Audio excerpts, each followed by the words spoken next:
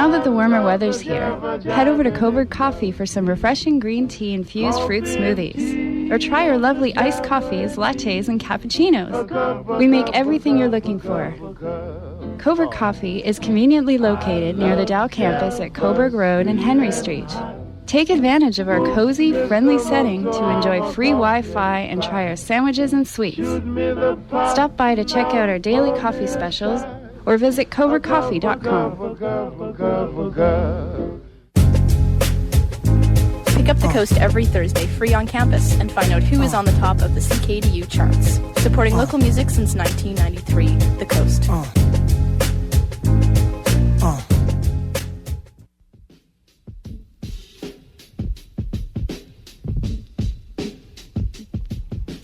Namaste, Halifax. Good afternoon. You're listening to the Yoga Heart Radio Show here on 88.1 FM in Halifax, and that is the location on the dial for CKDU. And I am so pleased to share with you today Ravi Persaud. He's here with all of us today. Hey, Mandee, how you doing? And he came on such short notice. What a gift!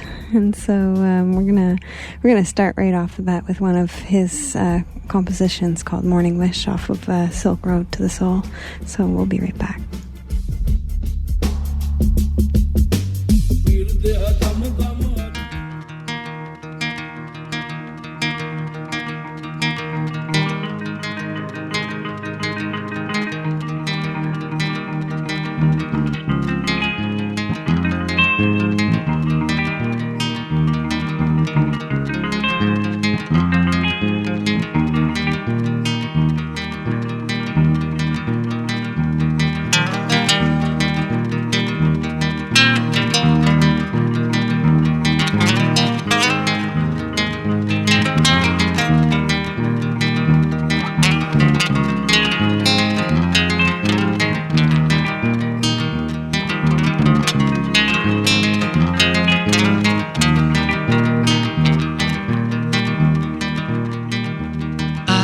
Wishing all these years, if I've been wishing all these years, when nothing lies between us and the truth, and the lies that tell on you won't bury you. If I've been sleeping all these years, I've been dreaming of these years, a dream where nothing lies between us and the truth, and the lies they're telling you won't bury you.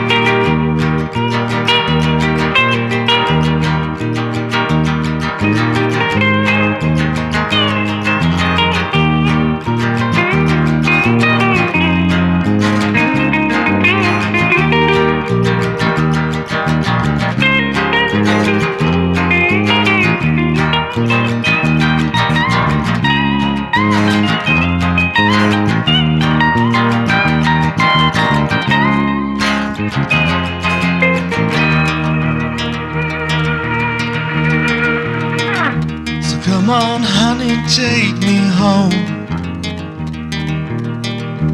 I don't want to live alone. And the lights come like the twilight gathering. The morning wish of what is come is gonna start again. See, I've been wishing for the truth. I keep on feeling it's in you. Opened up my eyes, a new day streaming in. I feel your tethered wings take hold and wrap me in. Well, all I can say is, whoa, that was awesome. Oh, thanks, Mandee. That's so wonderful. Such a creative life this is, really, isn't it, Ravi? Yeah. Yeah. Enjoying that creative side of life as co-creator, co-conspirator, co-collaborator. These are the words, aren't they? If you've just tuned in, you're listening to the Yoga Heart Radio Show here on CKDU, and you know, Ravi was saying it's a blessing to be here, and I'd also like to just say that the blessing goes all around, because it's just so wonderful to be able to that not only that we get to like meet all these wonderful, amazing people in the community, but you know that there are so many amazing people in the community, and Ravi is also a communicator. I don't know, like you function as a communicator, and you function in many different ways. So we're gonna explore a little bit about Ravi, but it's just it's really interesting. I think you're new to the community, aren't you? I am. Yeah. I just kind of descended in Halifax on June 3rd, and I love Halifax. The energy, the people. There's definitely something special about Halifax that I've been to a lot of places, and I haven't felt this connected to the people, the land. I don't know what it is. There's something pervasive that I feel like if you think about something, put your attention on anything, it manifests really, really quickly in Halifax. I don't know why that is. That's true for me, at least, and for good things and bad things. So I try to keep my mind focused on a lot of positive things, a lot of creative things. Right, staying conscious. Yeah. Well, that's it's interesting, because before I came here, because I'm from Montreal myself, and I've been here about 8 or 9 years now, I heard that the Maritimes was very heart-centered, and I'd met a lot of Maritimers, you know, because I've lived in many different provinces, and whenever I met a Maritimer, there was just this heart quality. There was a heart quality. I don't know how to describe it, but that really, like, moving from the heart. Mm-hmm. And I think that when we are open to consciousness and living consciously, that heart qualities actually become very important. Mm-hmm. And so it seems like a lot of spiritual people have actually gravitated towards the Maritimes, and when they get here, they tend to love it, and many of them stay, actually. Mm-hmm. And Chogyam Trungpa Rinpoche as well. I guess the Shambhala centers all moved here, or he asked everybody to move here in the 70s or so. I only found that out recently. And yeah, I agree. It has a lot to do with a genuine heart-centered communication. I heard this analogy, and you know, who knows how true this is, but it kind of has a feeling of some truth to it. It's like the West is almost like the physical body of Canada. It's very physical, like people like climb mountains, and I mean we do that here too, but it has this physical rawness to it. And the central Canada seems to be where a lot of the mental planning and organizing and things like that seems to be like almost like the brain. And I wouldn't say that the rest of Canada doesn't have that. And then here we have the heart, so it's like together, like we're this one body. It just seems, I don't know, it's interesting. And Halifax kind of looks like an ear. That's funny. I never thought of it. There's a lot of musicians in Halifax too. That's hilarious. Yeah. It's true. That must be why also that you enjoy being here. We've just played a song off of a CD that you're going to launch. Yeah, it's coming out within 8 weeks, I would say. Yeah. Wow, that's exciting. Worked on it for a long time. I quit everything else I was doing to finish it. There's about 18 people that helped me finish it. Wow. That play on the album, and I'm really happy with it. Well, it's beautiful, and we'll be listening to a few more tracks off of Silk Road of the Soul, and this is music. Hey, music. Yeah, music is definitely the thing that starts me in every direction that I've ever gone in. It's a rhythm that pulls me. It's a song, a melody that coaxes me out of my hiding places. Yeah, everything that I've ever done stems from music. Inner Radio, which is kind of a podcast, 21st century forward thinking thing like what you're doing. Yeah, and I'm releasing music. I've been releasing music, I guess, for most of my life, but I'm going to be releasing it through Inner Radio and my own label, which I hope to include a lot of the people that I've met in Halifax on as well. So music composition, and then Inner Radio being actually, putting together a broadcast called Inner Radio, which what a beautiful title for the podcast. I mean, like, it was inspired by Stephen Vedro. He wrote a book called Digital Dharma, and it's all about how the chakras relate to media. And I was on YouTube just kind of surfing stuff, and I think there had been 12 hits. 12 hits on his YouTube video when I saw it. And in that, he mentions what are the song sheets. Excuse me, my throat's a little dry. What are the song sheets? What are the playlists? Who are the gurus? Who are the powerful people that are on your Inner Radio? That's one of the things he says. And as soon as I heard that, I emailed him and I got in touch with him and asked him if I could build a company based on that phrase. And I have since. And we're officially launching in April. But you can go and see what we're building online at innerradio.com. Awesome. Yeah. And how long have you been doing Inner Radio? Since January. Wow. Yeah, I mean, I kind of posted it in January. What I do with that is I've collected all of these speeches and all of these elders and wise people that talk about the environment, that talk about love, consciousness, awareness. I sample all their voices and mash them up with music and sound effects, and then I play independent artists, people that are unsigned that have a similar theme as to whatever I've mashed up. And each podcast is about half an hour in length, and I just mix it all up, and it's conversation style in a way. It's like somebody talking to you. If I ever interview people, I cut my voice out of the interview and just let them kind of talk in a dialogue, I guess is the way it goes. Yeah, not a conversation, but a dialogue.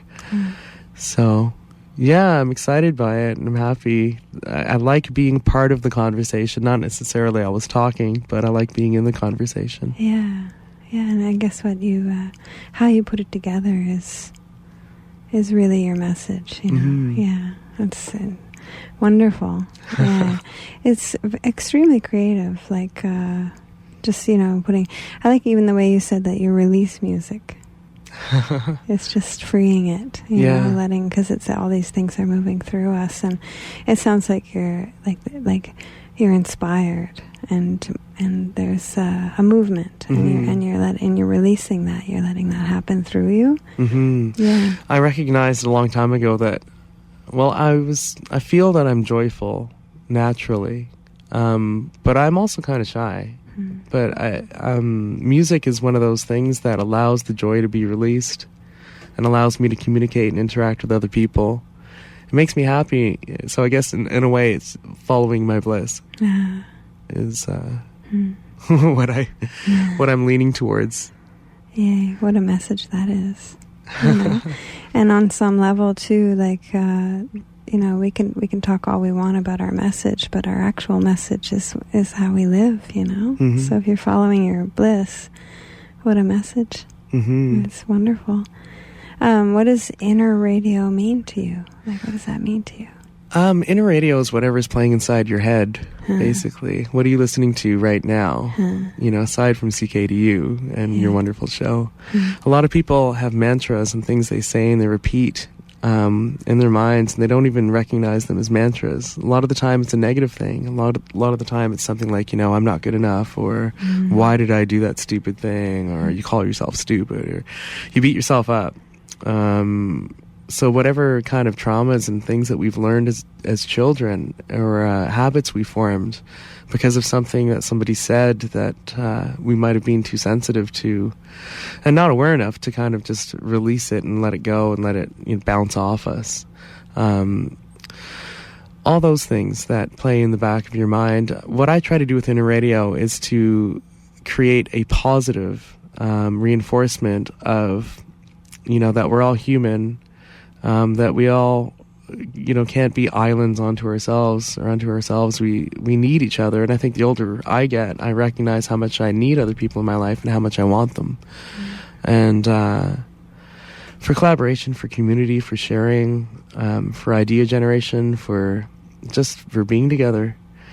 Yeah, I enjoy that. And I've never really found something that just strictly feeds the good wolf, if you know what I mean, that feeds positivity. I guess in the late 90s there was all these books that were released, kind of new age spiritual books and things like that, I guess from the 70s on, but they became pretty popular in the 80s and 90s. And then there was this kind of attitude that, oh, that stuff, you know, there's all that stuff, that kind of airy-fairy stuff. But the older I get, the more experience I have living, learning and growing and hurting, the more I recognize that there are things out there, thoughts that can act like Band-Aids, as emotional Band-Aids, that can kind of help me through something, or give me the confidence, or give me the direction I need, or, you know, put something in my mind that is necessary for me to get to another level of bliss, I guess, is how I could put it. And I'm on that journey. Yeah. Wow, that's really it's almost like it speaks of all the teachings, you know, but it's in its own creative way. It's like devoid of a tradition, you know what I mean? It's deeper than that. It's just like, you know, instead of saying, oh, well, this is a Buddhist meditation practice, or this is like a yogi pose or something, this is just like a human being and a mind and awareness, and awareness of mind and where mind goes and what's possible, and you know, it's just really beautiful. I think this is what is happening here in the West, that we're you know, we can fall back on tools and techniques of different traditions, but we're not getting lost in the tradition so much. We're actually just recognizing that these traditions are pointing to something even more fundamental, which is just, you know, it's very, very simple.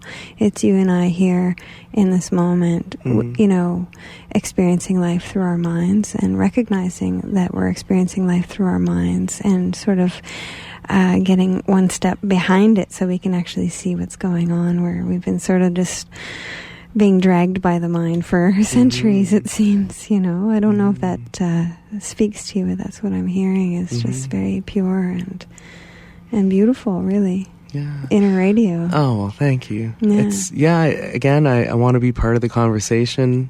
I guess in this way I get to be a tastemaker, where I edit out things that I might not feel are speaking as generally as I would like them to be. If people get too specific, I do edit those things, actually.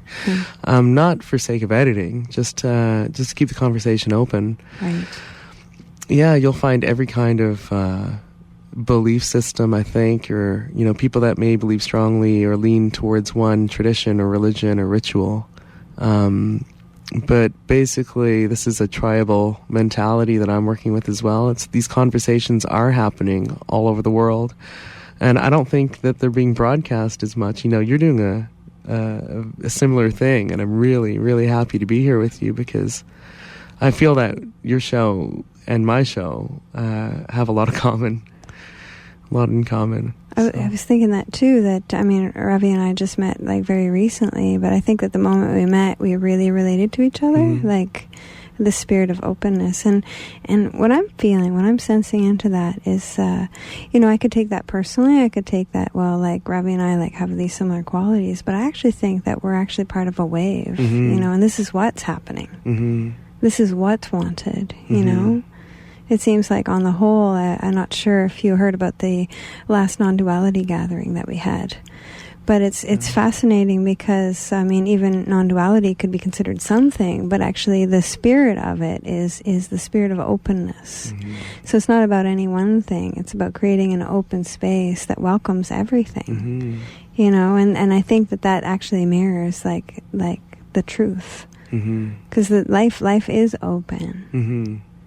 And it is welcoming, like we, when we're doing our spiritual practice and whatever that may be, and we're like we have a thought and we're aware of it, you know what I mean? We're trying to be willing to like be present in the moment. We're trying to be willing, and then, that's a practice to continually try to be willing to be present. But it's an even deeper level when you recognize that willingness is already here. Welcoming is already here. Openness is already here. So it's like you're getting a finer and finer awareness of what's actually, what this is. It's giving me chills. It's funny. A few years ago, I stopped using the word truth with a TH at the end because I thought there's no such thing as a derivative of the true. So even in that song that you just played, grammatically, there's some places where I should say, like, nothing lies between us and the truth would be the proper way to say it. But I always drop off the TH at the end. There's that, and I also never say should anymore. I think a lot of people are doing that generally, but instead of should, I would say could. It keeps my awareness, in the moment, keeps me present. One of the things my mom always said was that humor is the closest thing to spirituality, because when you make somebody laugh, they're in the moment. And I find it rare, to be in the moment, I guess, unless you're consciously being that open and aware, which is a great thing to strive for, which is something that I strive for every moment. It's like if anything was ever really asked of us, it would be that. Because, that's what's occurring. We are here, but are we showing up for it? And I guess that's what our tribe, that's when you recognize the people in your tribe because they're kind of riding the same wave. Open, conscious, empathetic, generous, caring, kind, nurturing. It's all there, yeah. It's and sometimes I find the language, you were saying truth is, you stopped using the word truth, and you're just noticing words because language really shapes our experience. And our language is a product of dualistic thinking. So the more we're trying to get down with non-duality, or whatever that is to you, like whatever this is to you, you're using a language that doesn't quite fit. So like the language, you start to question the language and the words, and and that the words are just not quite it. Could never be quite it. I think shoulds, it's so interesting that you brought up that word, because when you get really sensitive to I'm afraid to use the word truth now.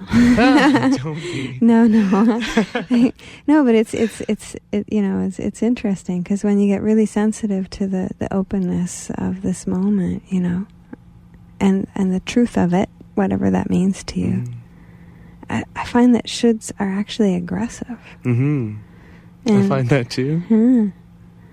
It's like an old way of being with each other, where we should each other. all the time, you know, and advice feels so uncomfortable. I try not to should on myself or anyone else. That's awesome. SHOULD. Yeah. Oh, that's so good. Yeah. Because there are no shoulds. That's what Byron Katie would say, insanity. Mm. That's the insanity of the mind, that this should not be happening. Mm. You know, there are moments of discomfort on some level, like the promise of some spiritualities, or what we misunderstand of the promise of some spiritualities is like that it's going to, you know, bring, you know, everlasting bliss, you know, but I mean, in my experience is some moments are blissful and some are uncomfortable and some are slow and some are fast and some are, you know, that the moment, you know, has many experiences. But the suffering is something different. Suffering is like this layer that covers over everything when we should something. You know, it's like if this should not be happening, then there's a layer of suffering added to the discomfort. Yeah, accepting the moment, I guess, too.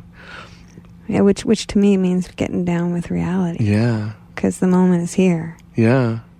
I mean, I guess I strive towards bliss. I'm not trying to say that I'm blissful all the time or something. I think I have joy in my heart. But also, you know, carry a deep sadness. I think most people do. I don't know if they're aware of it or not. I became aware of my own shadow.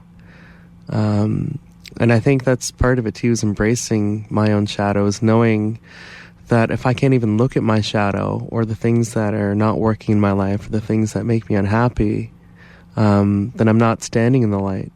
I'm in the dark if I don't, if I can't even see my own shadow. So, yeah, in a way, this conversation, whether it's on CKDU, whether it's online, whether it's on inner radio, whether it's through music,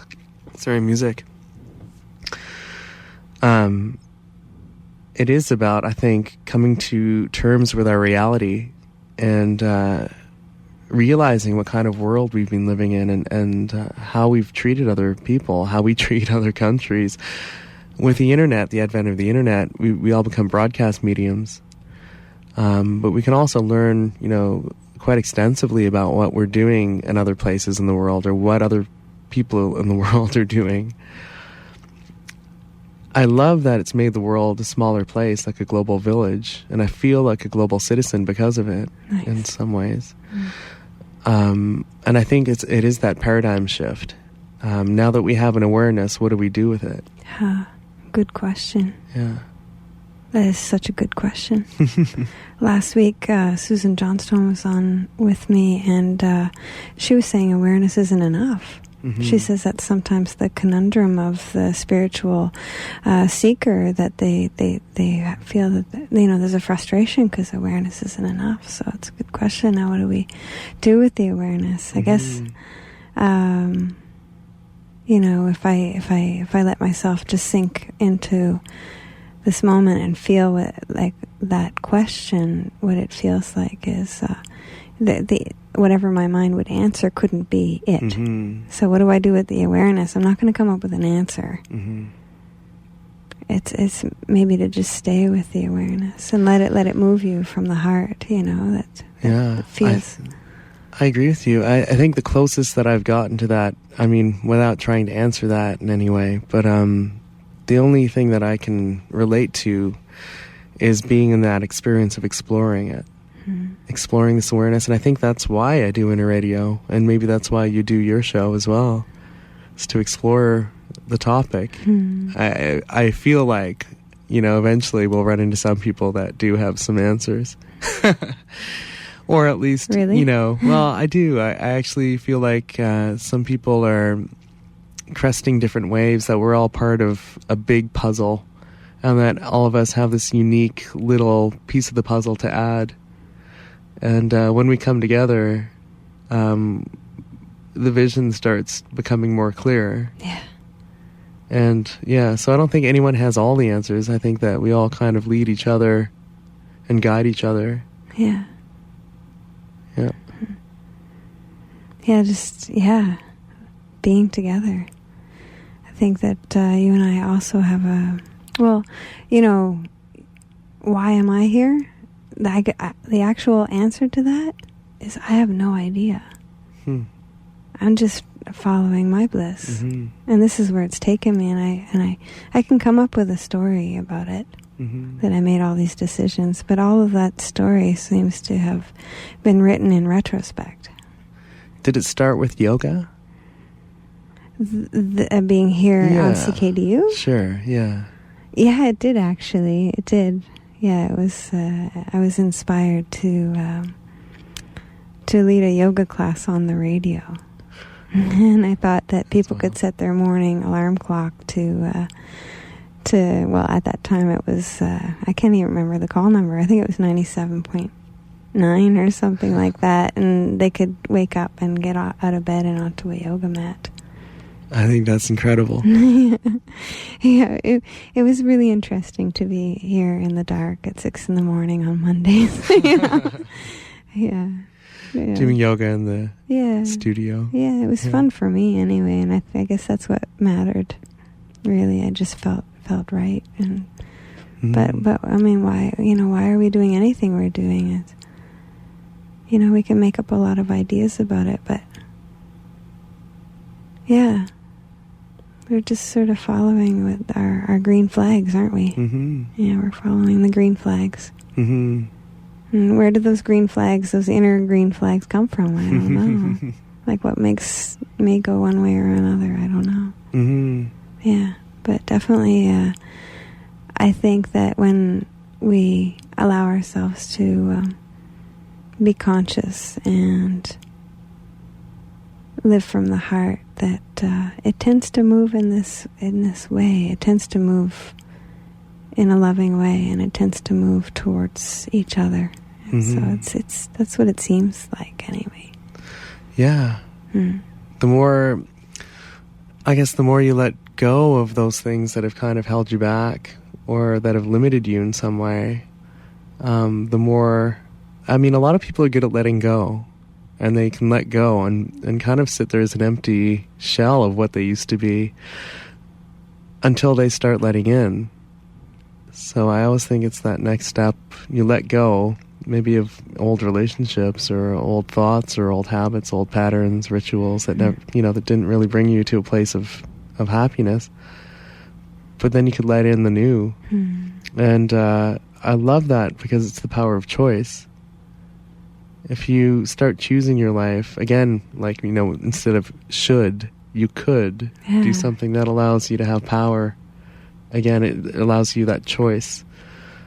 And maybe those green flags are, just signposts saying this is better than it was.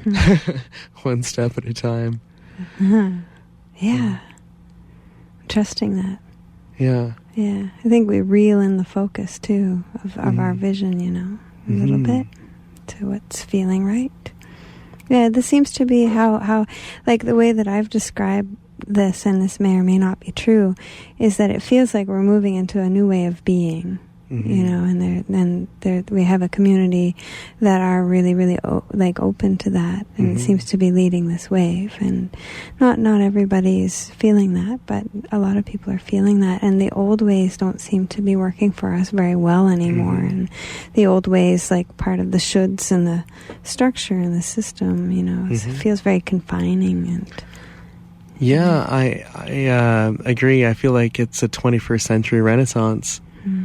And I wrote a book about that, actually. It's called In Sight of Leonardo da Vinci. Yeah, and you could find that online. But where would we find that? You could find it on lulu.com. Cool. Yeah, it's a self-published kind of book that I did, but it got distributed, got picked up by the Biblio Center in Ontario, they supply all the books for universities and colleges across North America. Wow. And if you study arts and culture, it could be on the reader's list Yeah, arts and humanities, I think, yeah. But in that I talk about it being a 21st century Renaissance as well. And that pretty much we're going through it again. We're going through, it's new ways of doing business, different ways of trading, sharing exotic materials, things are still being passed around. That's where the whole Silk Road thing comes in for me. It's the Silk Road in a way that generated the Renaissance, and a new way of thinking, leaning towards an enlightened age. Art is a reflection of society. And now, since Warhol, we also realize that art is a direction for society. I mean, it's advertising and it's marketing and it's all these things that can actually brainwash and direct you. So in my own little way, I guess, just trying to keep the balance with not just trying to sell stuff, but just trying to be open and share a bit of the heart. So that a little bit of empathy and nurturing, goes a long way. It takes guts to be kind and generous. It's not necessarily the first reaction that people have, but definitely takes guts. I think Morrissey said that too. I'm sensing into what you just said of that it takes guts to be kind, because being unkind seems to be rooted in fear. Mm-hmm. So it takes guts to jump over your fear or see through your fear. Mm-hmm. Yeah. And that is what we're waking up from, is the George Bush era of fear. Really. Yeah. Such a huge... it felt like black magic. It felt like we were covered in magic, in a fearful black magic. Yeah. And that illusion, was pervasive across the world. So now it's our turn, I feel like. It's our turn. And there's enough of us gathering. We're clustering in different places all over the world. Yay. Pulling it together and just like-minded co-creators, co-collaborators, conspirators. Yeah. For a kinder, gentler vision of the world, at the very least, if that's, the simplest thing that we can offer, if that's one thing we can do, is to not react in the old ways that we would to anything, but respond, which means taking the time or giving the time to think about things and to offer something in collaboration and connection and gratitude. Yeah. Your words are like music. What's the difference between reaction and respond is consciousness. Mm-hmm. Mm-hmm. So really, we're becoming more conscious. Mm-hmm. More aware of what's actually occurring. Mm-hmm. Fear is a product of worrying about what might happen, But the truth is we don't know. Mm-hmm. And the truth is that it's been taking care of us all along. For all the millions of fear thoughts we've ever had, how many were actually valid? Yeah. It is true. It's just getting, closer to what's actually occurring, which is when the thoughts drop away and you just take a deep breath, it's like all that's left is gratitude and beauty. I think I realized that again and again throughout my life, because every time it seems like I've got it together, then again it falls apart. And every time it falls apart, I seem to be able to build it on a stronger foundation each time. And then I'm grateful for the experience, and I realize, I just haven't earned it in some way. It's just I wasn't looking in the right direction, or I wasn't playing with a full deck. I'm still probably not. Yeah. But that's, it grows empathy. I think that's what I needed to learn. I was involved in a few accidents and stuff early on.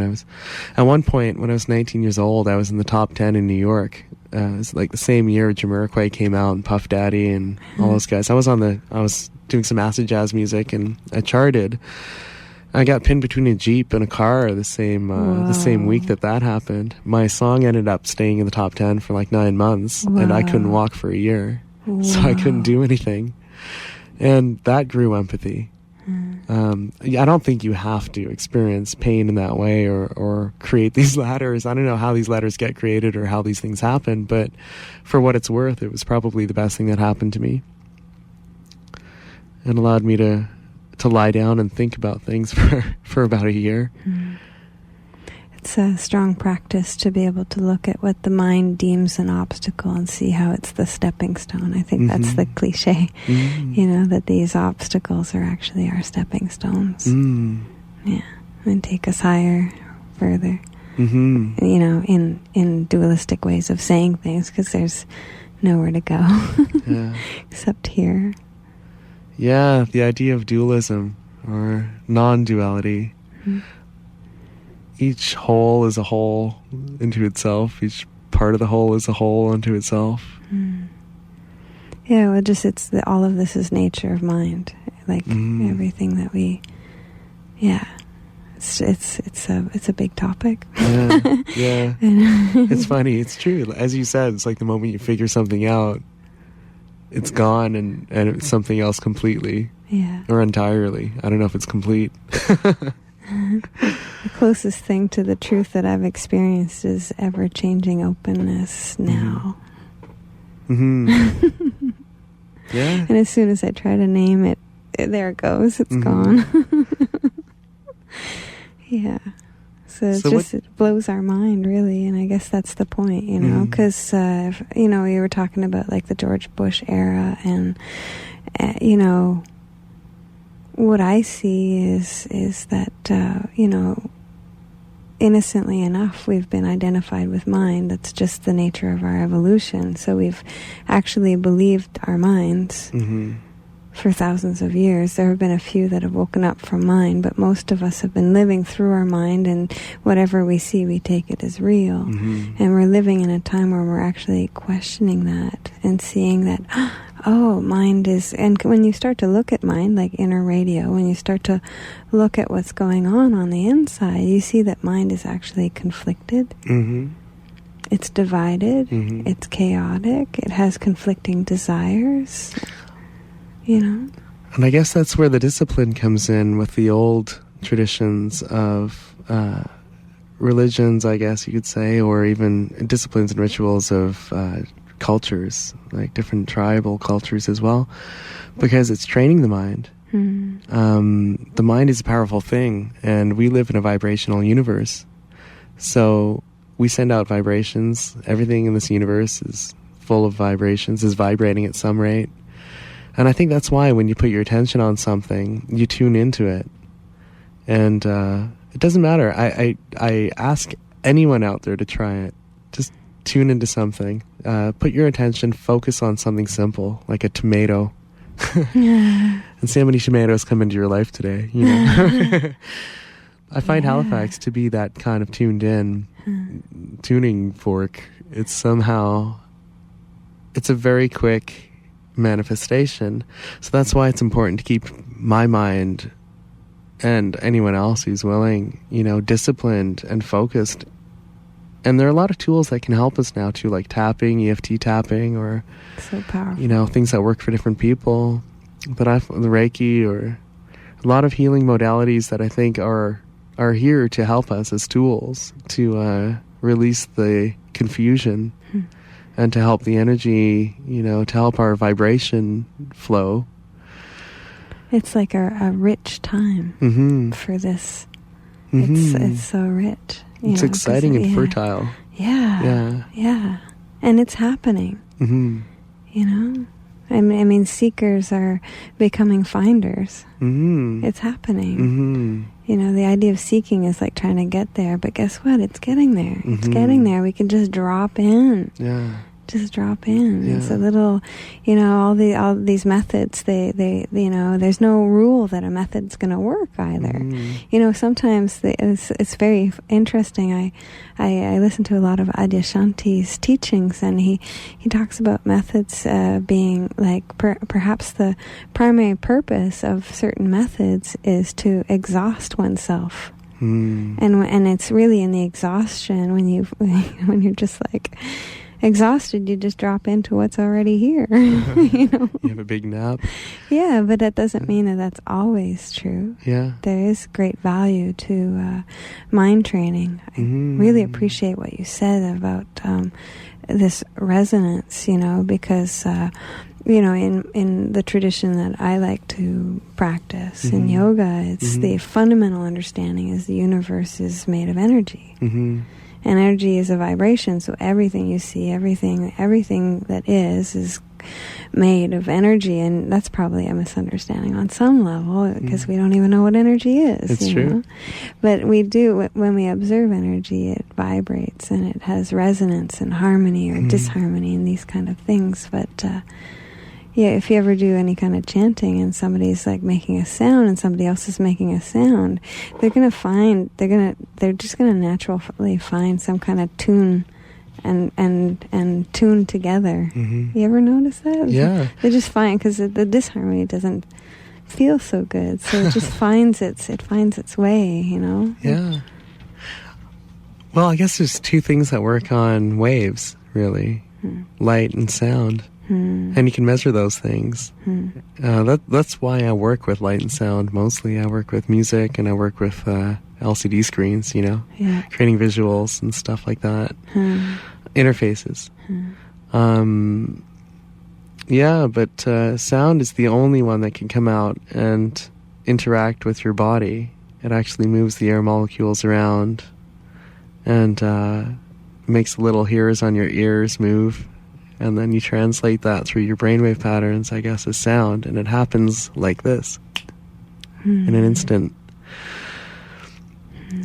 And that split second, that air just moved around my fingers all the way over to where you are. And made those little hairs on your ears move, even though you've got those headphones on. But yeah, you translate that as sound. This is all energy. It's spontaneous. And we didn't create it. It's just here. It's just here. Nobody really knows how it works. That's the truth. I mean, if you ask enough questions to somebody who says they know how it works or where it comes from, they'll quickly run out of answers. And it takes guts to say, I don't know. Yeah. Right? Just like you were saying, it takes guts to be here in a truthful way. It really does, yeah. Yeah, that's why we need each other. So that we can support each other. Not so we can tell each other what we think the truth is. Right, yeah. Just so that we can support each other in this vast, ever-changing unknownness that's unfolding as it does in its painful and beautiful ways. Exquisite. Yeah. Yeah. On some level, like the biggest gift we can give each other is to be present. No bigger gift. Yeah. That's love in my book of definitions. Yeah, DaVinci says experience is the mistress, and his true master is nature. And I feel that way sometimes. Wow. So, what is Evergone about? Oh, Evergone's about everything we were just talking about. My friend Karen Zila Hayes really liked this song, so I got her to sing the first verse, and then we ended up writing the third verse together, and I sing it as a duet with her. Yeah. Well, Evergone is right. Yeah. Right here, right now.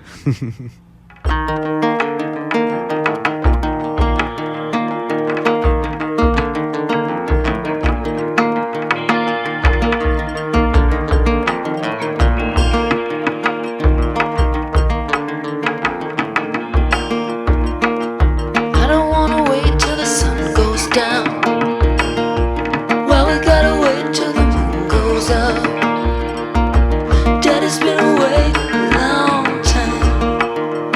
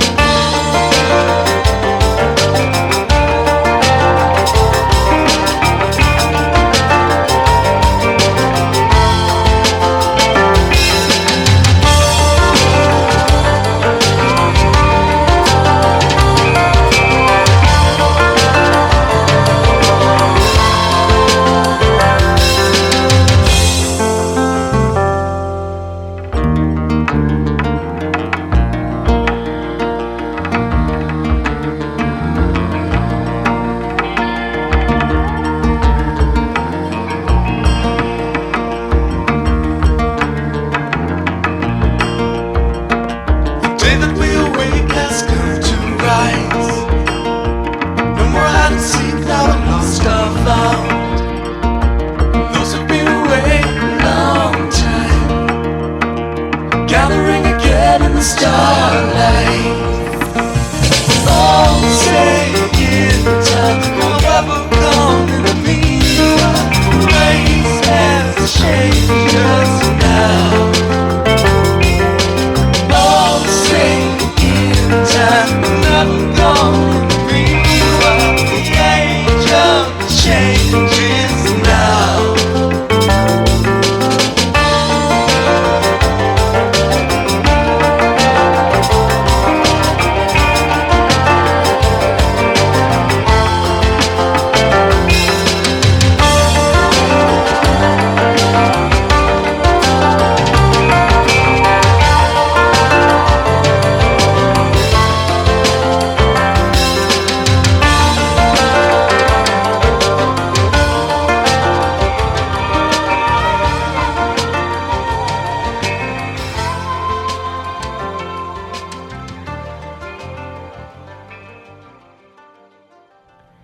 And that was Evergone, composed by Ravi Persaud off of Silk Road of the Soul, soon to be released in the next few weeks. And if you want to find out more about all of Ravi's really amazing creative ventures, you can always visit innerradio.com.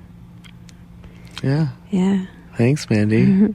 Well, I mean, it's really my pleasure because, you know what we're doing. You know, not just you and I, but everyone. When we're taking a step, you know, from our heart, then we're doing it for each other. It's not neither selfish nor selfless to support each other and put each other out there. I was just thinking, you know, I like to use the words old way, new way, but I don't think that those are perfect words because the new way is not new. It's always been here. You know what I mean? But the old way, like, is when, let's say, currently I have on my mind community leaders. I think that a lot of the people that come on the show are community leaders. And in the past, in an old way, there would be competition. Okay. You know what I mean? Yeah. But we're totally seeing through that now. Like, we're just seeing through it. It just doesn't feel good. It might come up anyway because old ways are still very present. But it's going from that to sharing and supporting, and it's a really nice shift. Yeah, I think in the art world, that's kind of a true thing to say because there's limited resources a lot of the time. So, like, say record deals or things like that, there's limited deals. So it creates a subtle sense of competition, even in a community that should be kind of bonded because they're like-minded artists, you know, or they might have different views on art and all that, but the creative impulse is so strong. And I agree with you that we're moving into a different paradigm where competition doesn't make it, it's unattractive, you know, whereas like confidence is attractive. Ego is kind of repulsive, and ego, I think, creates competition. Like, you could walk into a restaurant or something and smell ego like sweat, or confidence like sweat. You could kind of read it off somebody. The difference for me is that ego lasts about 5 seconds. I could talk to someone for about 5 seconds, and if I find out that they're just really putting it on, I become really unattracted to them. But if somebody's full of confidence about what they're doing and about, you know, if they love what they do, that's really attractive. And I think that's the thing. It's like we're talking about a vibrational universe here that attracts things and resonates. And I think everybody kind of wants to feel that sense of peace, where you're not struggling and in competition to communicate, or, you know, whether it's new ideas, old ideas, whatever it is you're trying to communicate. Sometimes it's just about being together and feeling that you don't have to struggle. Yeah, because that's the truth, you know. The struggle is that layer. It's that layer of mental statements that we wrap around the moment. That's the struggle. Because in you know, when you snapped your fingers, just like that, a thought could change, and the struggle is gone. So was the struggle something that was actually in, or was it a mental assumption? It seems like this shift that it almost takes the rug out from underneath egoic movement. It takes the rug out from underneath the struggle, is to see through our misguided assumptions. And the misguided assumption with competition is that there's not enough. Scarcity. Yeah. Fear. But when we see through to the truth, we don't even have to spend a lot of time with what we don't want. We just need to see what's true. And what's true is there is enough. What's true is we are here together. So we don't even have to spend time on what we don't want. We just need to see through the misguided, innocently enough, misguided assumptions to the truth. And I use that word loosely because the truth is not something that you can pinpoint. It's an ever-changingness, openness that comes and goes. But I mean, just seeing through all of these misguided assumptions that have created what we could call the human world. People say that, save the planet. You know what I mean? The planet is here. But what's crumbling is the human world. All of this house of glass that we've built on all of these misguided assumptions that are very disconnected from the reality that we feel from our heart. Yeah. Even the green movement has been co-opted. As a lifestyle thing. If you look up the definition of what it is, it's saying that you can't maintain the lifestyle. We won't be able to maintain the lifestyle that we have. I don't necessarily think we should be maintaining the lifestyle that we have been, but I said should, Well, these words happen, they happen. We could have, I believe that we could have gone in one of two directions a long time ago. We could have chosen to live in harmony with the planet and with the resources and things that are here. We didn't choose that. And Mother Earth is all powerful. And I think it's an arrogant assumption for humans to think that they can really affect the planet, so much as to destroy it. I really think the planet can shake us off like fleas if she chose to.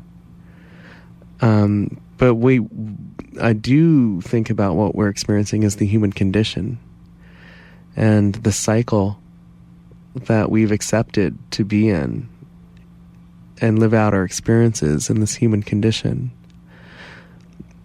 Getting closer to, I think, being a co-creator and realizing that, you have immense power. Every single person has immense power. Every single person is full of energy. It's so true. It's hard to describe. And all the unique opportunities that will come to each individual. The competition, whole thing about competition is like the way that it might happen for you would be totally different than for someone else, or the way it happens for someone else isn't the right way for you necessarily either. Right. Yeah, and that's the openness that the being together in community in a new way kind of almost needs or wants. We want to be together, but in a really open way, because what's the way that it's happening for you may be different than the way it's happening for me. But if we can just be present for each other, we can see into ourselves. And let that process happen, that deconditioning, because it's a time of deprogramming, deconditioning. It's just so natural and it's innocent, we're really innocent. When you're talking about Mother Earth, what I like to do is I like to see my body as Mother Earth. Oh, wow. And so I like to do a small analysis, big analysis, and do comparisons like that. I find that very effective way of looking. Just if I'm going to do thought experiments, and so the way I am with my body is it has an effect. It has an effect, and I think the word stewardship is I can be a steward of my body. I don't actually even own my body. I don't make it work. It does it all on its own, so unconditionally, just like Mother Earth, giving the trees, giving the water, unconditionally, always, and so is my body. My heart is beating, and I didn't ask it to. It's just doing that for me, whether I'm awake or asleep or... and so the way I am with my body is going to have an effect. And in general, how we are with our bodies in our society at the moment is we take it for granted. We take our bodies for granted, and, and that's not to feel guilty about. It's just what's going on, But the more that we could honor our bodies, the more we would probably honor the earth, it would translate. So it's kind of like the chain-smoking activists, yelling about the trees. There's a disconnect there somewhere. We got to start at home, because everything we see anyway is a reflection of how we are with ourselves. Yeah. This is all, been said by all the beautiful, deep teachings, from all different traditions in many different ways. Yeah. And that's another reason why I feel so blessed, grateful that we're steeped in all these different teachings, that we're so free, truly, in Toronto, in Halifax, in Canada, in North America. We're free to go and, explore any religion we want to, in a lot of places in the world, really. Yeah. It's yeah. There's the teaching right there, right out the window. Gotta learn how to talk bird. Yeah. Yeah. Shunryu Suzuki, the Zen master, was giving a talk once, and there was a bird outside the window, and he was like, "That is self-respect." Nice. Yeah. It's just, being authentic in the moment. Yeah. Yeah, learning peace. That's something that I'm really, really, really thinking about. I think it's a word that had come up so much when I was growing up, and, now I really, really think about that on a vibrational level. They'd measured a lot of the great teachers, their vibration, and it turns out that love is, a really, really, really powerful vibration. Its closest mirror, I guess its closest thing on Earth that's natural is gold, in terms of a vibration frequency, which is kind of interesting. Maybe that's why we wear like gold rings and stuff for weddings and things like that. But peace is apparently a higher vibration, like in terms of an actual number of frequency. Peace is higher than love. I don't know how true that is. Something that I had read or heard, but I think about peace a lot, and how I guess if you have peace, then you have love. Yeah, like what is peace? I mean, we're using these words, but what are we talking about here? A feeling, maybe. I'm not sure. I'm learning it. Seems that when we look at what we want, and you get underneath it, what are you going to get if you get what you want? And then it might be like, if I get like, let's say, old way of thinking, I want this car, and you get the car, what are you going to get? I'm going to get to get to do what I want, and if I get to do what I want, what are you going to get when you get that? Right. You know what I mean? Well, yeah.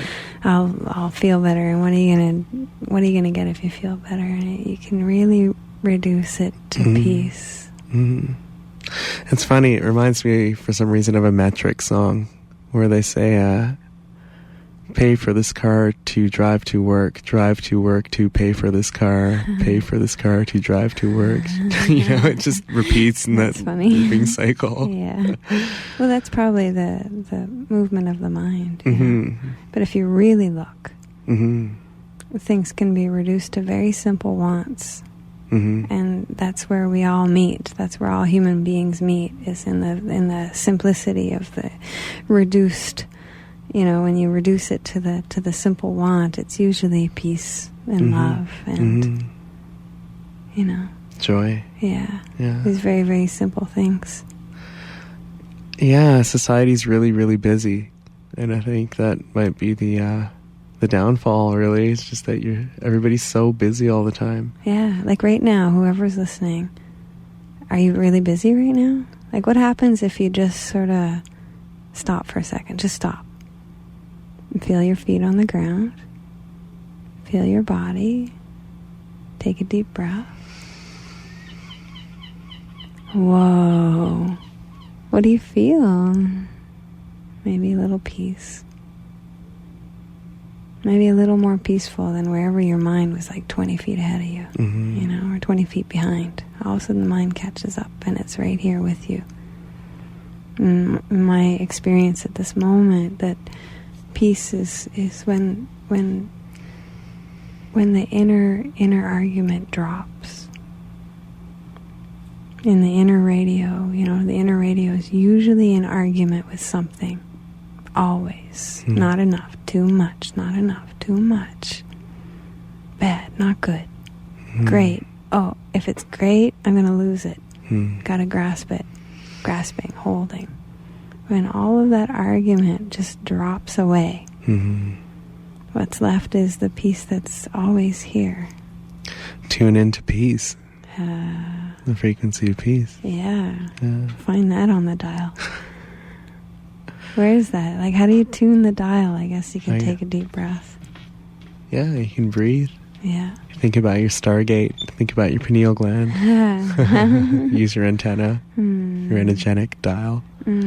Sleep. Yeah. Breathe. Be grateful for little things. This is true. I think we're feeling it. It's there. It's there to be felt. It always was there.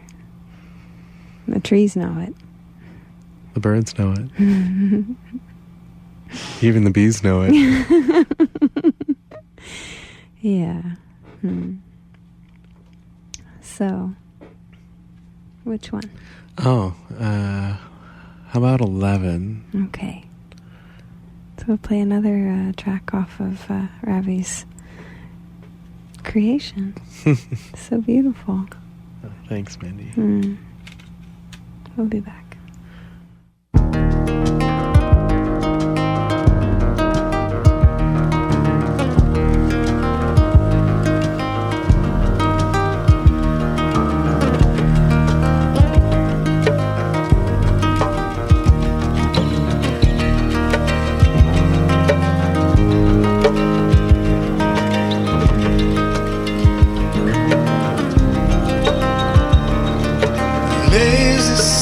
Summer breeze, and I'm soaking in the memories,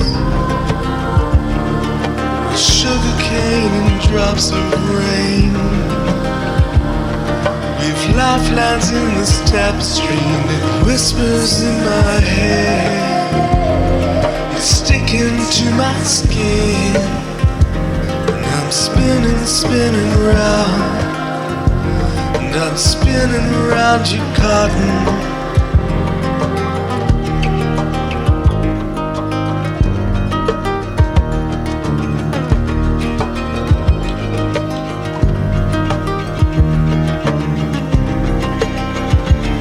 If it dries up, I'll make it rain. When it's dark, I'll be the flame. If the riptide caves you in, give you fins so you can swim. You'll swim into my arms, and I'm drowning in your charms. We're swimming, spinning around, and I'm spinning with you, cotton.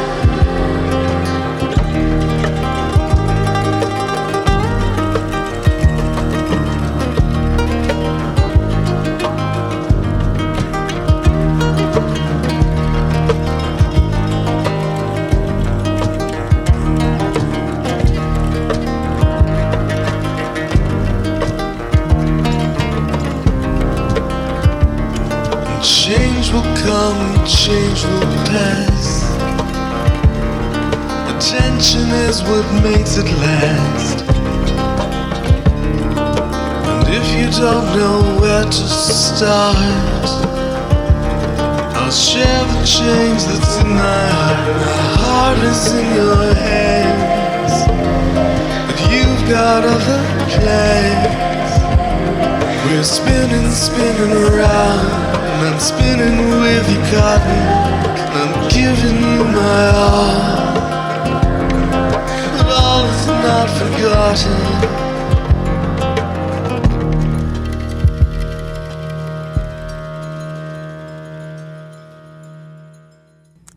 Well, you're listening to Ravi and Mandee having a good time here on CKDU. we're just enjoying, like just really. I think that my experience is that that when it's really fun to be able to talk about these things. Mm-hmm. It just feels like comfortable and new and exciting to just and we may not always be. I mean, our experiences are different. Mm-hmm. You know what I mean? But it's going in a similar way.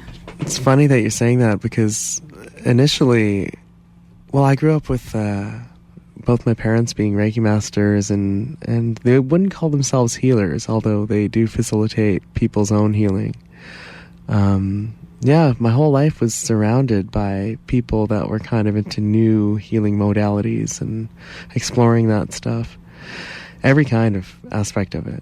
And I rejected it at a certain point recently. I would say within a couple of years ago, I completely just decided that I wasn't going to talk about it anymore. I wasn't going to say anything about it. I don't know that I rejected spirituality, but I rejected the highbrow conversations around it. And what I realized was that I still wanted to be part of the conversation, actually. I still liked being around people that were progressive thinkers or thinking in terms of community collaboration, sharing, in a tribal kind of, we're in it together way. We're in the same canoe, And so inner radio, in a way, was my outlet just to take myself out of the conversation, but to be a part of it. And once that kind of got built, I felt like, I feel like talking about it again. But I don't feel that I have any answers, it's at all. I'm exploring this paradigm and this shift as openly and as honestly as I can. That's like more music to my ears. Open and honest, And so then, in a new way of being, to have like a feeling of walking away from something and then a feeling of walking towards something, and that's just what's happening. Mm-hmm. And it feels right and it doesn't feel right, and it feels right and doesn't feel right, and that's just what's happening. Mm-hmm. And it's taking us somewhere. Mm-hmm. It's doing something. It's revealing itself if we're willing to just stay present for it. Mm-hmm. That's really interesting. So, I mean, growing up with that conversation, it almost seems also very natural to let it go. Mm-hmm. Yeah. I don't know. It just sounds really natural. Yeah, I guess that's, people tend to reject whatever they've been. I don't even mean it that way. I mean, that's something that we say. Mm-hmm. So an old way of thinking is that's like something that we would say. But I think that when you're inundated with something, it just might feel good to walk away from it for a while. You know what I mean? Doesn't even have to fall. Yeah, just step back. You're right. And find yourself. I mean, sometimes we can't find ourselves, when it's around us all the time. So just sort of shake it off and then move and see where it takes you. Yeah. And I'm sure that we come back to it completely new, and it's totally different. I find that when I read some powerfully, deep literature, I could read it again and again, and it's new every time, because I just allow myself to be different every time. Just shake it off, Maybe that's what maybe that's a practice. Hey, we could like have like a dog shake kind of yoga move, where you just shake as if you were a wet dog, First you shake and then you flutter. Just shake it all off. Make it new. Yeah. I think you're onto something. Yeah. Well, Doggy yoga. Doggy yoga. Yeah, well, they're so free, aren't they? They're not afraid of getting down there in the mud, and they're led by their, unconditional love. So much unconditional love. Very present. Mm-hmm. Yeah, they're not afraid to be afraid, and they're not afraid to respond. And they're very present. Yeah. Yeah. Yeah. Dogs are yoga. Yoga is dog. Have you tried yoga? Yeah, I used to practice yoga quite a bit, but I stopped. But I do certain poses or certain rituals most mornings. When I'm feeling really, really, really present, you can tell because I've done my morning rituals, which include a prayer by Dijwal Kool, from the original Huna prayer by Dijwal Kool, through the guidance of Archangel Michael. It's rewritten by Carolyn Ann O'Reilly. It's a prayer for the manifestation of abundance. I tune into, teachers. I don't necessarily subscribe to religion at all. But I definitely tune into the frequencies of different teachers, or Archangel Michael and what he represents, or Saint Francis. Although I'm not Catholic or Christian or any of those things. But I do a ritual that involves stretching and praying. Opening up and firing the grid, as Shelley Yates does. I still continue to practice that. So it's like mind-body training. Yeah. Yeah. Tuning in. Yeah. Tuning in. Mm-hmm. Inner and outer. Mm-hmm. Practices. It's true. Yeah, there's just so much to say. And I guess these practices free it up so that you can do all these great things. Yeah, a lot of time people they're too busy to give themselves time to even stop and think or breathe or have a glass of water and enjoy it. Yeah. Yeah, and it's innocent enough. It's just become that way, Mm-hmm. It's like the mind is just on go mode. Mm-hmm. And when we're identified with the mind, then we're being pulled along, and there goes the whole life being pulled by the mind. Mm-hmm. And then maybe at some point, like those stepping stones of obstacles, maybe there's a moment of exhaustion, and finally there's a little bit of space. Yeah, the attention is usually on the past, something that happened in the past, or something that's coming up in the future. Yeah. Planning or bracing yourself against the tension of something that happened or something you think is going to happen. Yeah. It's the nature of mind. That's what mind does. Mm-hmm. And, it's almost, in my experience, it's fine for a meditation teacher to say, okay, let's silence the mind now, but I don't know what it's like for you, but just try it. You know what I mean? Does it happen? No, there goes the mind. It just keeps doing its thing, and it's almost like a grace when it slows down a little bit. Yeah. So it's like, so just trying to control the mind, it doesn't seem to be the way. It seems like just awareness of mind means that you've taken that step back. And you're noticing that you have a busy mind, and just noticing that there's a gap and a pause, It's like, oh, there goes my mind, you know. I don't have to follow it anymore. I don't have to be like right there with my mind, 20 steps ahead or 20 steps behind. There it goes, and there went my mind. But I'm still right here in this peaceful, deep breath. You know, here it comes back, and there it goes again. You know, and just keeps flying around. But I'm not actually like on that journey with the mind anymore. And I think that's the awakening. And I think that is true if you continue practices, you know, whether it's EFT, which I think is completely amazing. If you haven't heard of Emotional Freedom Technique, you should check that out. Go to tapping.com or David Childerley.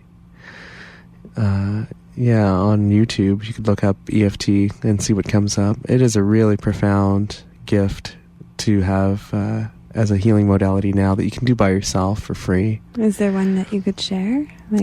Like if somebody was, let's say that they felt really busy, could they tap? Yeah. Could they tap for that? Yeah, you could tap for that. Like what you would say, kind of make an intention? Is that Yeah, I guess tapping is a combination of the Eastern Qi medicine, the energy body flow, and the Western psychology of kind of bringing something to the surface and acknowledging it and talking about it. So it combines the two things, and you usually start with tapping on your karate chop point, which is where you would karate chop somebody. Okay. Yeah, with your hand. Like your hand. You're tapping your hand on the table. Yeah, sure. You can tap it as if you were to karate chop a piece of wood. Yeah. And what you do is you take your other hand, doesn't matter which hand, and you tap lightly with like 4 fingers on that karate chop point. Oh, and what that does is it stimulates the body. It just kind of says, look, I'm going to be talking to my body now. And it makes your body kind of take note. And what happens is that we store a lot of old emotions and traumas in our body. A lot of people store old emotions like hurts and things in their stomach. A lot of people store worries about money in their shoulders or in their back. So there's things that people store just generally without even being conscious of it. And there's, you know, things that happen when we're a child or beliefs that we grow up with that aren't necessarily our beliefs. They're just things that were taught to us or things that we learned. So what tapping does is a way of kind of like reprogramming yourself. And you start with the karate chop point, and then you move around 7 points on your body, just simply lightly tapping as you bring a conscious thought up. So if you're too busy, what this does is it releases that energy. Once that energy is acknowledged, whatever the topic is, it could be worries about money, which a lot of people have. I mean, and if you feel that tension, you try to raise the feeling of that tension in your body. And on a scale of 1 to 10, you might just rate yourself on how bad that tension is. If it's like a 6, then try to raise it to an 8 so that you actually feel that restriction and that restriction of flow and that kind of anxiety and fear and stress about it all. And as you start to tap, what happens is you tap on these major organs, basically, or meridians that are related to the major organs, and it starts your energy flowing. And eventually, I mean, within a couple minutes, it really just releases that energy. And if you try to think of what you're tapping on or how it felt, even after like 1 or 2 rounds of tapping, it's really hard to remember what it was. Wow. And I found that to be true. Once I got into tapping, I tapped on absolutely everything. I've never felt so free in my life. It's something that I would encourage other people to look up. I mean, we could go through a tap session now, but there's other things like Reiki. The first time I ever got a Reiki session, our good friend Jessica DeCastro does some Reiki as well. There's a lot of people on this path in Halifax, but the noise of the mind, I'd never realized just how noisy my mind was until after I had a Reiki session. And I was lying on the table. It was my parents that actually had given that to me. But I realized that my mind was really loud. All of a sudden I had silence. So we talk about these things as if, you can just quiet your mind, or you can just try to be still, or just try to breathe. But there are things that we can do that can facilitate this process, that if you're open to them, if you do want to feel good, I mean, that's a choice too. Some people identify so much with their pain body and their emotions and their story that they forget that they could live unscripted, and they could choose to write a new chapter if they wanted to. And that's what I'm choosing. I'm choosing to live in a world and to see a world that I want to be in. And tapping helps me do that. Reiki helps me do that. Music helps me do that. Communicating with people. That's beautiful. We can make that choice. Mm-hmm. We can make that choice. I find that sometimes when people I highly identify with their story of, how,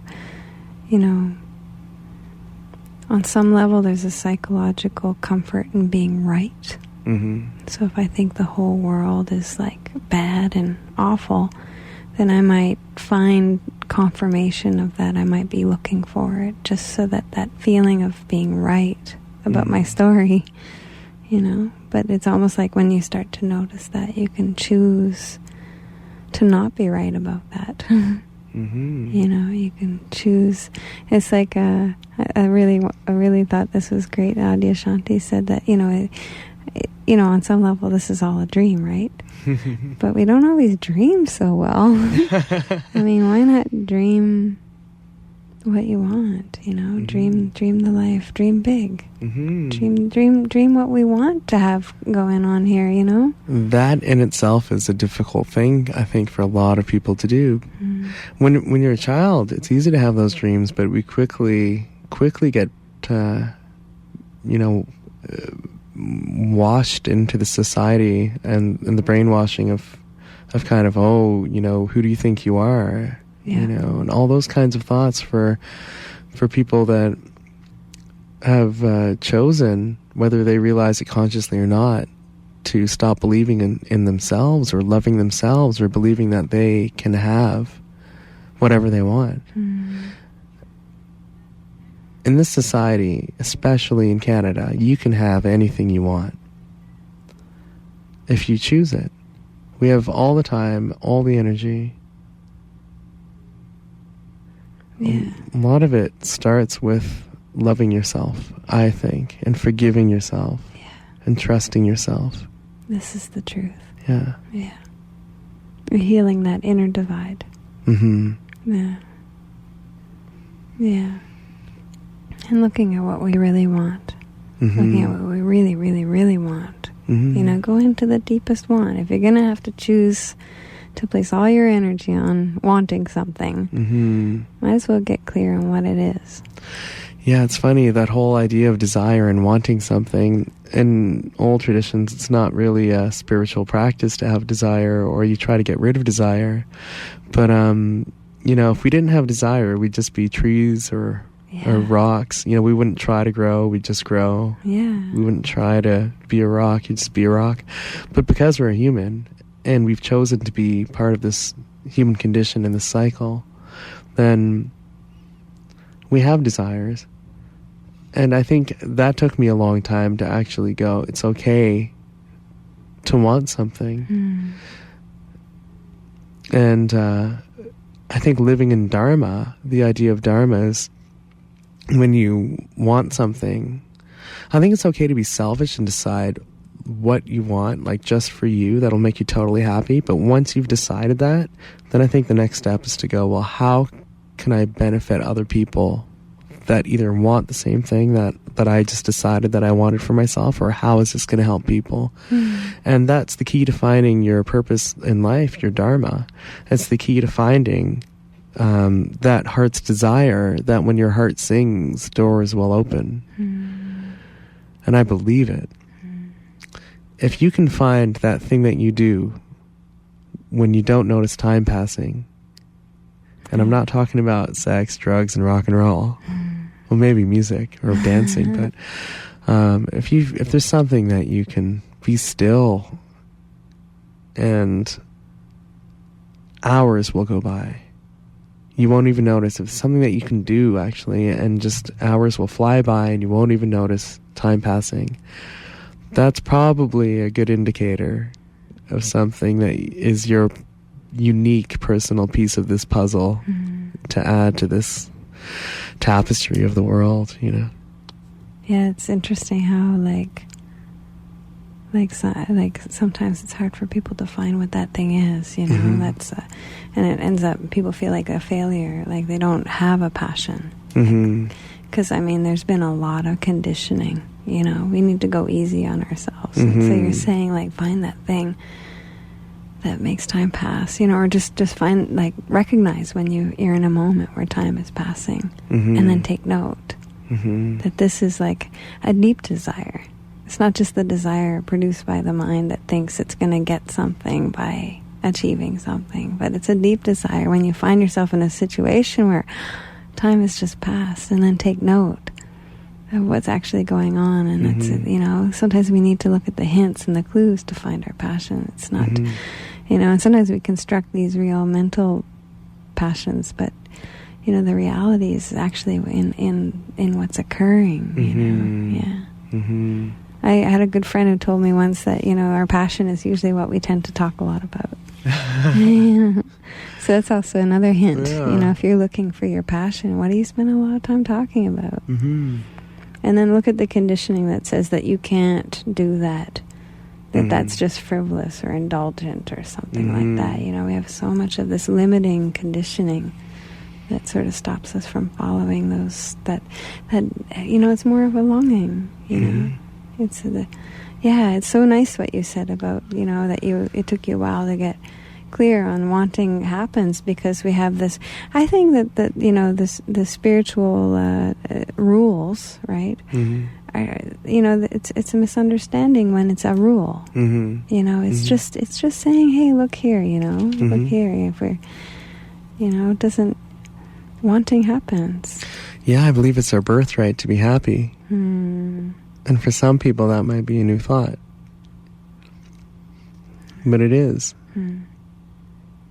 In my personal belief system. I mean, it's something I choose to believe. Yeah, beliefs are things that we choose, right? Choose to believe, or, like, hopefully they are. At least in my mind, they are now. I've made conscious to myself beliefs that I've held without really realizing that, you know, and they were put there not necessarily by me. They were things that I grew up, you know, being taught. But tapping, again, back to tapping, really helps me, really helped me, and will help me throughout my life to kind of bring to the surface things that are beliefs, or, you know, they may work for a time, and they may, I mean, need to form new beliefs, you know, based on my experience. But there's so many things that can help us find happiness. These are important words in a time when, you know, one of the number one or number two medications in the world is, you know, serotonin reuptake inhibitors. You know, all the Prozac drugs. Because, you know, it's depression is pervasive, and that's really going on. You know, and if happiness is our birthright, then we're not claiming it. You know, and that's why it's important for us to come together and remind each other that this is possible, and be here for each other in a supportive way, and offer presence, not advice. Forget about the advice. Every time you want to give advice to someone, you know, just look back. I'm not saying this to you, Ravi. You know, here I am giving advice about advice. It's hilarious. You know, that's the funny thing about it all. But the thing is my experience, you know, advice doesn't feel good. But being heard, you know, offers the opportunity for me to hear myself. Being part of the conversation. Having a conversation. We're, you know, that's what we can give each other. And it feels good to lend ourselves to each other, you know.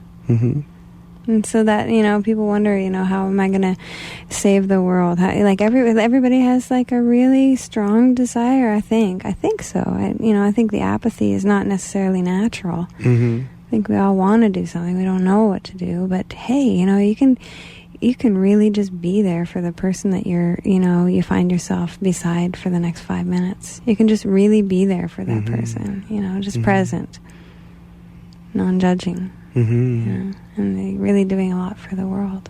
Yeah. Yeah. Really allowing us to claim our birthright, because it feels all of a sudden if I'm walking down the street and it's a quiet moment, and all of a sudden, let's say I'm standing at the bus stop and I'm standing beside someone, and I just feel like they're present. Mm-hmm. I may not even know them.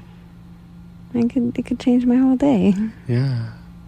I find that people help other people without even realizing that they do, just by listening sometimes. Yeah. Like a good friend of mine's in LA, she always gets compliments from people that come back and they say, you really, really helped me or changed my life, just, and really she doesn't really know how she does that. She just listens. That's what she says. And sometimes that's all that is necessary. I think that's what we want. Mm-hmm. And in that space of listening, we can, and just not being judged, something can drop away and something can be seen. It's powerful, and everything's a lot more simple than we make it out to be. It can be. Yeah. Yeah. Wow. So, Ravi, innerradio.com. Does that happen once a week? It started as a bi-weekly podcast, and since then I've decided to only do it when I feel like it, to be honest. Nice. Although I am officially launching the label and the company in April of 2010. So, I will be doing more podcasts that are kind of Halifax-centric, actually. If anybody wants to get in contact with me, maybe if they want to share some thoughts or some music, they can always email me at Ravi, R-A-V-I, like ravioli, Ravi at innerradio.com. That's INNERRADIO.com.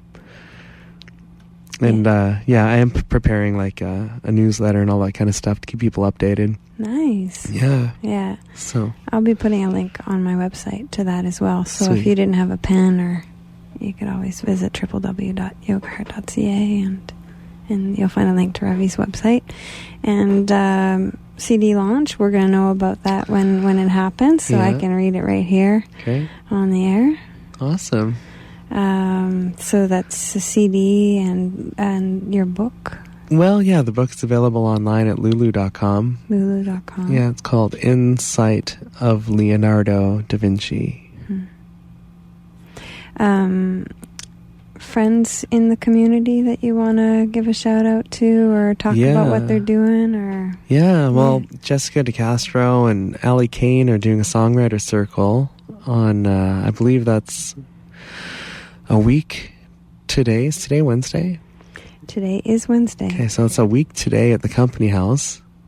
Next Wednesday I'm supposed to be playing as well at the Paragon with a Mexican band who I just hooked up with last night, which also means that I might be missing Jessica and Allie, and I wanted to be part of that songwriting circle too, so I'll have to juggle my schedule here. I'll have to figure out what's going on. What else is going on? I mean, Three Sheet, they're an amazing local band, and one of the only hip-hop bands, I think, that I've seen in Halifax. Like an organic hip-hop band. They have, like, live music and beatboxing and rapping. Cool. Like live guitars and basses, They've just released an album. I suggest that you run out right now down to Taz Records and pick that up. Awesome. Support Three Sheet and the Strange Boys. Oh, my God. The Moonshine Ramblers. Yeah, I really want to see kind of like a strange moonshine sheet show. Get them all to play at the same time. So I think the Strange Boys and Three Sheet are going to do that at some point for Halloween. I don't want to give it all away. They can do that themselves, I guess. But what else is coming up? That's Well, the farmers market. We all love that. Yeah. I'm doing a documentary on that, actually. I'm starting this weekend because, they're moving to a new location, so... Right. Yeah. So you're doing a documentary? It'll be on Inner Radio pretty soon. Yeah. Cool. That's so great. Yeah. Yeah. Did you also do something on Haligonia? Oh, yeah. There's Haligonia. That's right. Haligonia.ca. Run by Ashley King, the wonderful Ashley King. What a visionary that guy is.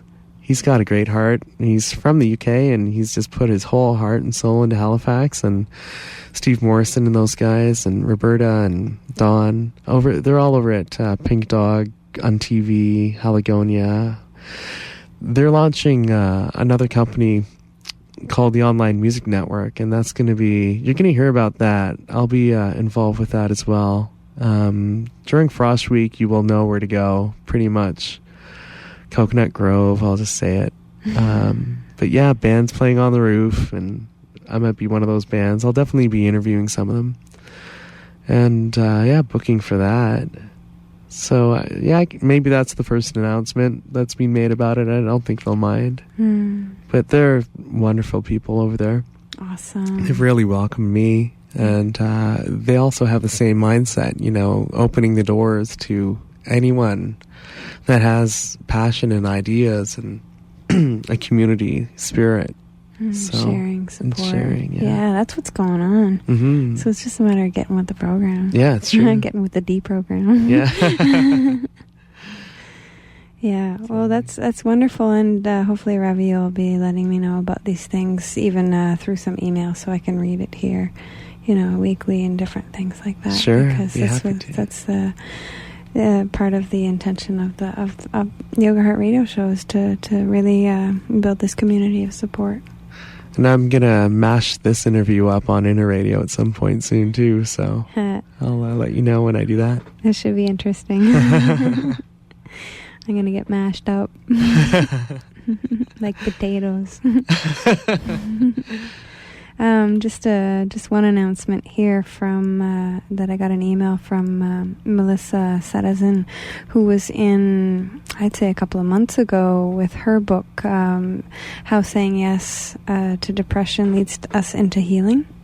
So it's interesting, just saying yes, that welcoming of what's arising and how that does heal us. Anyway, she wrote me about a seminar that she's going to be teaching at Balance, a naturopathic center, on Saturday, September 6th.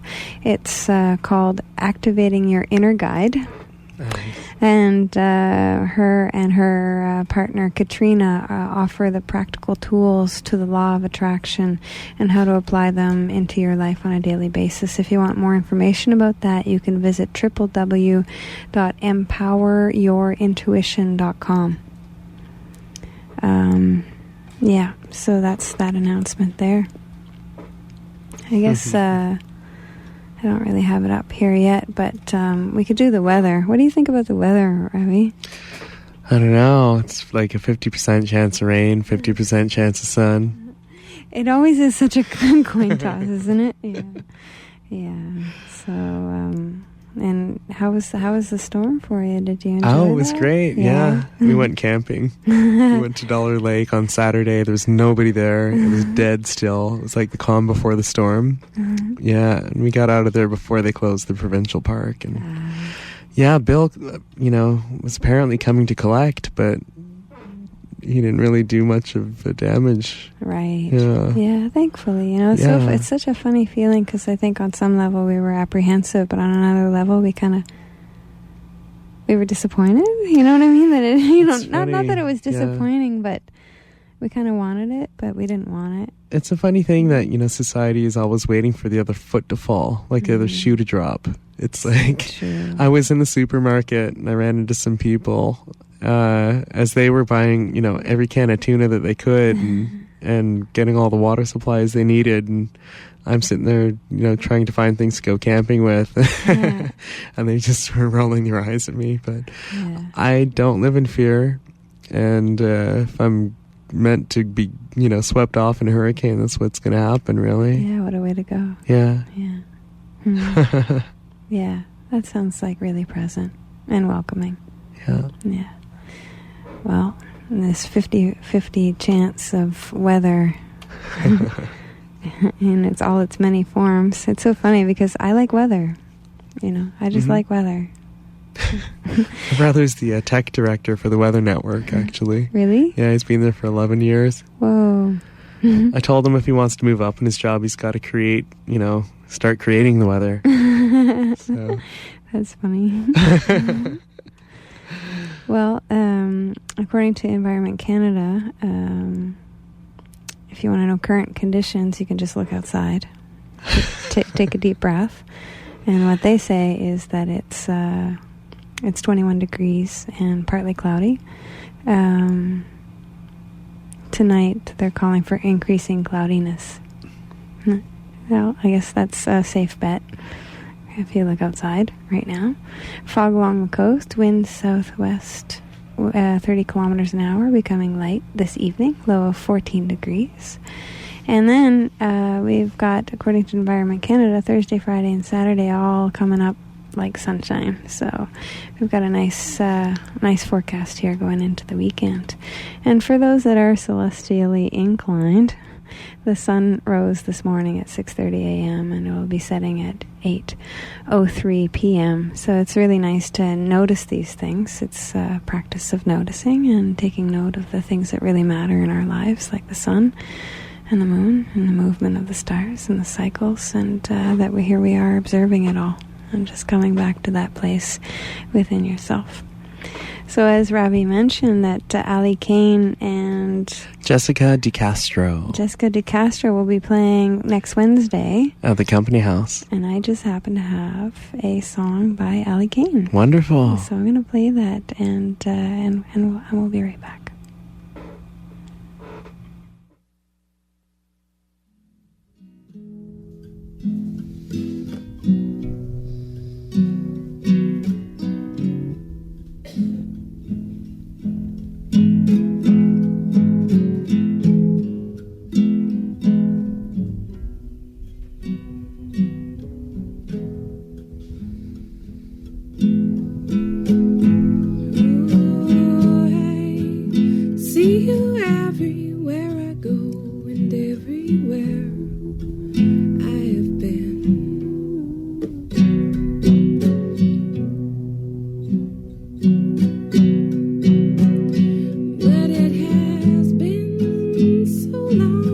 Since I have touched your face,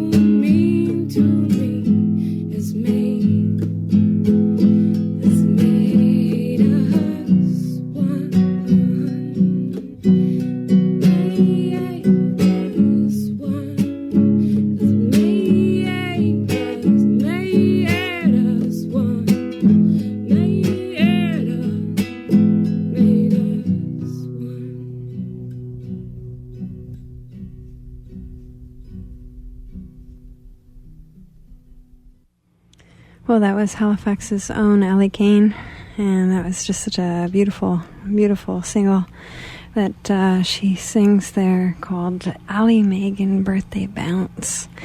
And this has been an entire show of Canadian content music, which is really wonderful to say, because here at CKDU we have a Canadian content requirement. Actually, we have to play a certain amount of Canadian content, and I could say that we also had a really a high level of conscious content too, which is really nice. Canadian conscious content here on Yoga Heart Radio, and you know, Ravi and I are here to bring the message that, you know, yes, it's true. You know, it's true. It's happening. It's true. Yeah, happiness is our birthright, and we're here to support each other. And you know, it is good. It's really good. No enemy, no antidote, no destroyer. Yeah, just peace. Yeah. Yes. Yeah, it's right here. It's a good thing to want, you know. Yeah. And then when we realize that it's here, then we found it. Just take that deep breath and be present for all the people around you, and be present for yourself, and keep doing what you're doing. Yeah. Love yourself. Love yourself. Forgive yourself and others. Yeah. Everybody's doing the best they know how at the time. Yeah. Just give a big dog shake. Yeah. Shake it all off, and what's left is just this simple moment of breathing, being, gratitude. Much gratitude to you, Ravi. So much gratitude to you too, Mandee. Hooray. Thank you, love. Yeah. Well, thanks all around. Thanks for all you wonderful folks out there listening and sharing the love too. Because when we forgive ourselves, you know, and we forgive each other, and the peace floods in, we're all one. So, namaste everyone out there. If you're interested in Ravi's songs, his Inner Radio, you can visit innerradio.com. The singles that I've been playing, or actually off the compilation Silk Road of the Soul, are available for download on his website for purchase. And hey, you know, let's support the community. Yeah, because that's what we got. We've got each other, and we've got that. Just gotta keep knowing it. Anyway, I could go on, but I won't. So, be well. Enjoy yourself. Take a deep breath. Peace. Peace.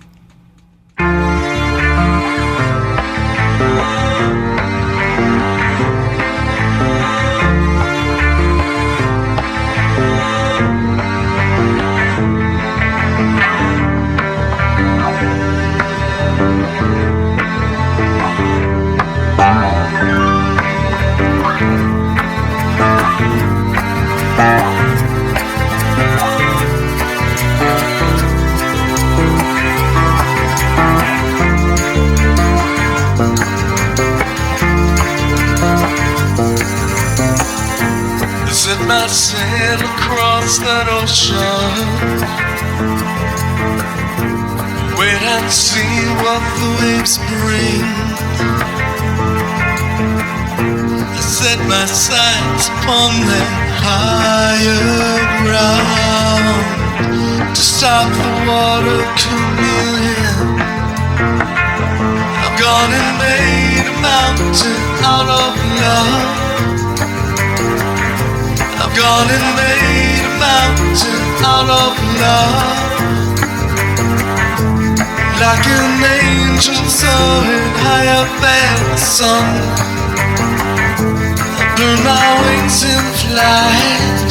It keeps me warm at night.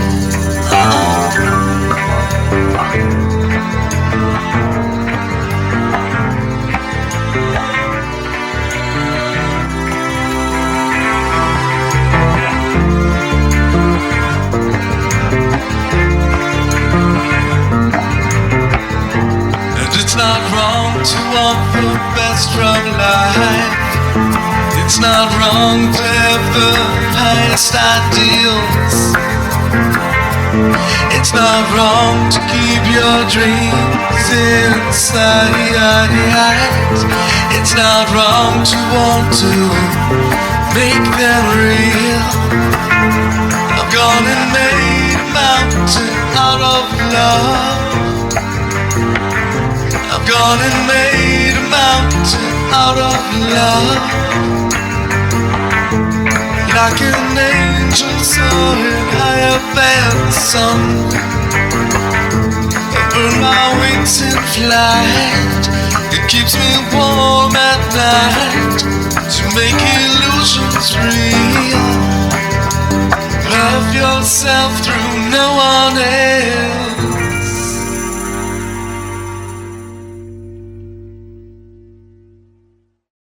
I love coffee, I love tea.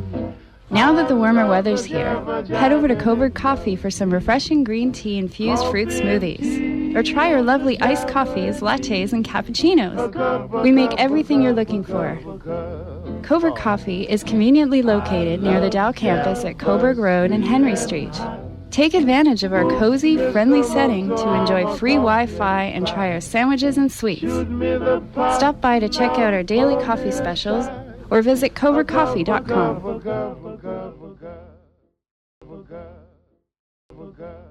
Inner radio.